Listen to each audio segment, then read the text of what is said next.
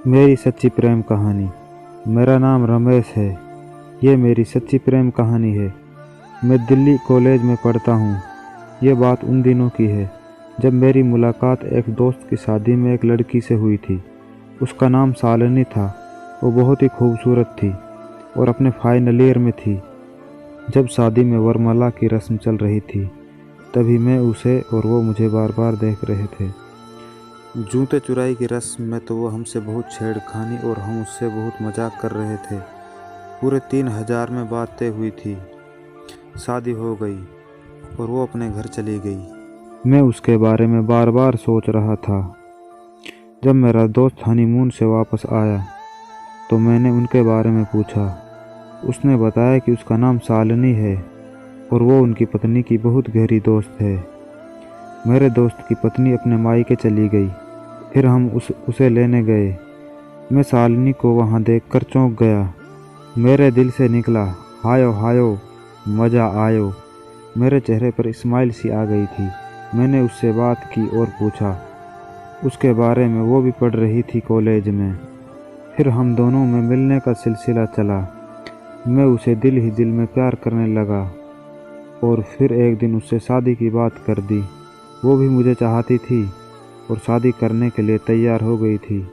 मैंने अपनी शादी की बात आगे बढ़ाने के लिए अपने दोस्त की वाइफ से बोला। वो मान गई और उसके पापा से बात चलाने के लिए मान गए। मेरी कास्ट छोटी थी और वो ब्राह्मण थे। बात तो शुरू की, उसके डैडी और भैया ने मना कर दिया। हम दोनों कई बार मिलने और भाग जाने का फैसला भी किया और एक दिन दोनों घर से निकल गए और साउथ में रहने लगे। हमारी खबर किसी को नहीं थी मेरे दोस्त के सिवाय। चारों तरफ उसके भाई मेरी तलाश में लग गए थे। मेरी पुलिस कंप्लेंट भी करवा दी थी। मुझे डरने की कोई ज़रूरत नहीं थी क्योंकि हम दोनों 18 साल से ऊपर गए थे। 2 महीने हम दोनों वहाँ रहे और एक दिन उसका भाई मेरे वहाँ आ गया। उसने हम दोनों को धमकाया और मुझे जान से मारने की धमकी भी दी। मैंने सोचा कि वे कुछ नहीं करेगा, पर कुछ दिनों बाद हम दोनों को रास्ते में ही कुछ आदमियों ने घेर लिया और मेरी पत्नी को मार दिया। मैं वहाँ से भागा पर भाग ना सका और उन्होंने मुझे बहुत मारा। मेरी सांसें चल रही थी। मैं भगवान की कृपा से बच गया था। मैंने उनके खिलाफ कंप्लेंट कराई थाने में।